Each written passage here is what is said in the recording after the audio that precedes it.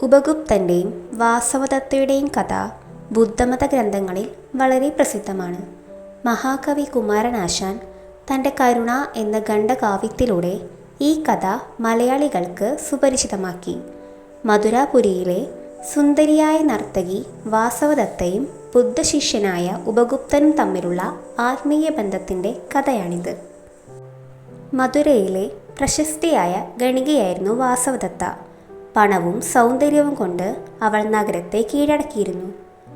ഒരിക്കൽ തൻ്റെ വീടിന് മുന്നിലൂടെ ശാന്തനായി നടന്നു പോകുന്ന ഉപഗുപ്തൻ എന്ന ബുദ്ധഭിക്ഷുവിനെ അവൾ കണ്ടു. അദ്ദേഹത്തിൻ്റെ സൗന്ദര്യത്തിലും പ്രശാന്തതയിലും ആകൃഷ്ടയായ വാസവദത്ത തൻ്റെ ദാസി വഴി അദ്ദേഹത്തെ വീട്ടിലേക്ക് ക്ഷണിച്ചു. എന്നാൽ ഉപഗുപ്തൻ ആ ക്ഷണം നിരസിച്ചുകൊണ്ട് ഇപ്രകാരം പറഞ്ഞു: "സമയമായില്ല നിന്നെ വന്നു കാണുവാൻ. താൻ വരാൻ അനുയോജ്യമായ ഒരു സമയം വരുമെന്ന് അദ്ദേഹം അവൾക്ക് വാഗ്ദാനം നൽകി." കാലങ്ങൾ കടന്നുപോയി. വാസവദത്ത തൻ്റെ കാമുകനെ കൊലപ്പെടുത്തിയെന്ന ആരോപണത്തിന് പുറമേ രാജശിക്ഷയ്ക്ക് വിധേയയായി. അവളുടെ കൈക്കാലുകളും മൂക്കും ചെവിയും മുറിച്ചു മാറ്റി. അവളെ നഗരത്തിന് പുറത്തുള്ള ചുടുകാട്ടിൽ ഉപേക്ഷിച്ചു. രോഗവും വേദനയും കൊണ്ട് പുഴുത്തുനാറുന്ന ശരീരവുമായി മരണത്തോട് മല്ലിട്ട് അവൾ ആ ശ്മശാനത്തിൽ കിടന്നു. അവളുടെ പഴയ സൗന്ദര്യമെല്ലാം പോയി. ആരും അവളെ തിരിഞ്ഞു നോക്കാനുണ്ടായിരുന്നില്ല. വാസവദത്ത മരണസന്നിയായി കിടക്കുമ്പോൾ വർഷങ്ങൾക്ക് മുമ്പ് താൻ നൽകിയ വാക്കു പാലിക്കാൻ ഉപഗുപ്തൻ അവിടെ എത്തി. ഭയാനകമായ ആ രൂപം കണ്ട് അദ്ദേഹം അറച്ചില്ല.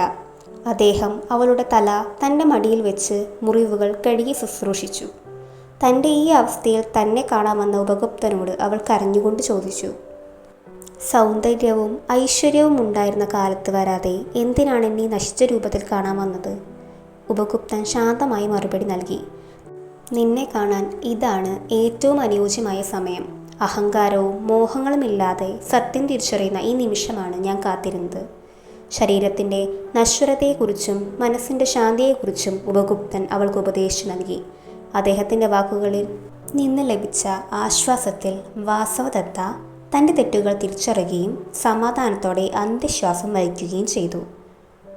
ബാഹ്യ സൗന്ദര്യം ശാശ്വതമല്ലെന്നും ഏത് നിമിഷവും അത് നശിക്കാമെന്നും ഈ കഥ നമ്മെ ഓർമ്മിപ്പിക്കുന്നു.